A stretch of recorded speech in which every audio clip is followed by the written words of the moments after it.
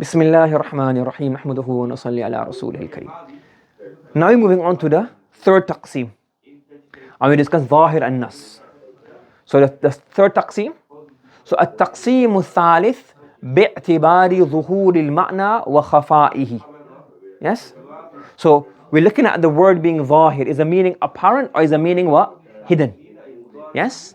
So التقسيم الثالث باعتبار ظهور المعنى وخفائه. Yes, so he's saying here. So according to the meaning being clear or hidden, so these are opposites. So in here there's 4, but it's 4 times 2. Why? Clear words are 4, hidden words are 4. Clear words are 4, obscure words are 4. So this taqsim has like double amount. That's why you have 20 altogether. 4 times 4 is 16, and number 3 has another 4, so it becomes what? 20 words altogether. Do you understand? Yes? Is that clear? Okay. So if a word is clear or not clear, so according to it being clear, there are 4 words. ظاهر, النص, المفسر, and المحكم. It already came before, but we'll go through it again. And these are the clear words. And the opposite of that is what? وباعتبار خفائه أيضا على أربعة أقسام. And in being not being clear, what are they? 4 types. خفي, مشكل, محمل, not محمل, because مجمل. That's missing. مجمل and متشابه. And we discuss each one of these individually, inshallah. Okay? فهي من المتقابلات. So these 4 and the other 4 from the متقابلات have opposites. Yes? حقيقة, عام, خاص, مشرك, مؤول, they don't have opposites. حقيقة, مجاز, شريك, they don't have opposites. These have opposites. The ظاهر, النص, the مفسر, and محكم have opposites. What opposites? خفي, مشكل, مجمل, and متشابه. Understood? Following? What is ظاهر? الظاهر كلام ظهر المراد به للسامع بنفس السماع من غير تأمل. A ظاهر is a kalam whose intended meaning, al-murad bihi, whose intended meaning is apparent, clear for the addressee. بنفس السماع, by simply listening. بنفس السماع, by simply listening. من غير تأمل, without what? Any contemplation. Meaning as soon as you hear it, as long as you know the Arabic language, you know what it means. There's nothing for you to think about. As long as you know the vocabulary and that word, you understand it. كقوله تعالى أحل الله البيع وحرم الربا. So now, this verse is clear.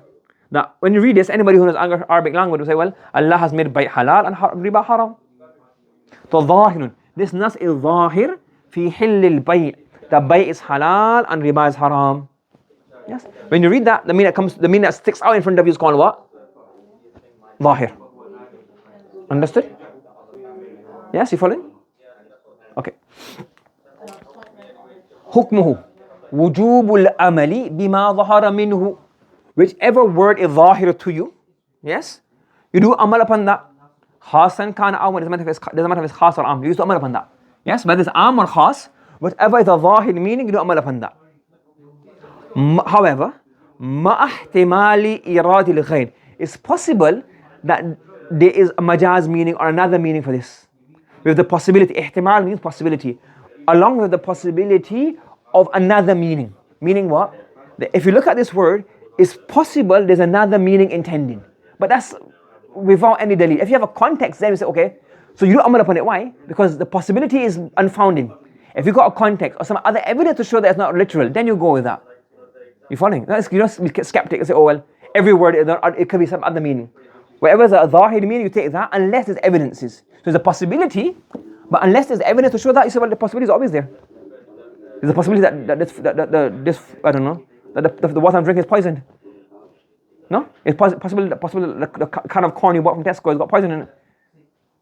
But you can't do it unless there's a dalil for that. Then you don't go upon the dalil. Everything has ihtimal, isn't it?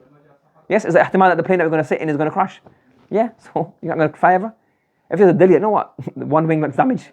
The smoke coming out from the wings, like, that's not dalil. Yes? So you do amal upon a ظاهر. But it's ihtimal, if you have a dalil somewhere, someone tells you some information that this brand has been had some kind of processing error or something, then you go according to that dalil. You following? That's ظاهر.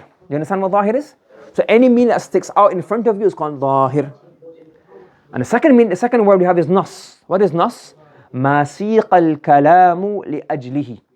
The nas is referred to as that meaning for which the kalam has been brought. Are you following me? Yes? Okay? So let's say, for example, if you said to me, is there Madrasa tomorrow? That's a question. You think, is there Madrasa tomorrow? I said, tomorrow is exams. What's the Zahir from there? There's exam tomorrow. But why have I said there's exam tomorrow? You ask about exam, Madrasa tomorrow, there's exam tomorrow. Okay, Madrasa says exam tomorrow.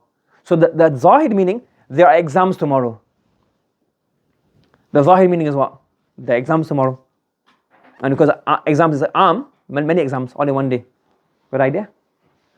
But why did I say this speech? Why did I say this speech? To tell you that it's Madrasa tomorrow. So, the Siqal Kalamu li'ajlihi is called the Nas. Why the Kalam has been brought.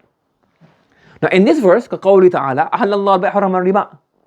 The Zahir is what? Bay is halal and riba is haram. Correct?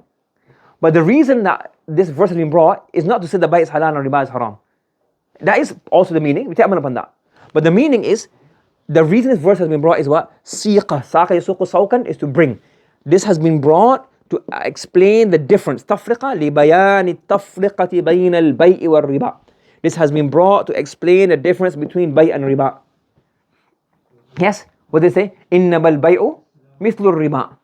So the mushrikun of Makkah, their claim was that bay is just like riba. There's no difference between riba and bay. You're supposed to know what riba is. Yes? So therefore, so now that's ahallallahu al-bay'a wa harrama al-riba. So the zahir and the obvious meaning from the front of the text is what? That bay is halal and riba is haram.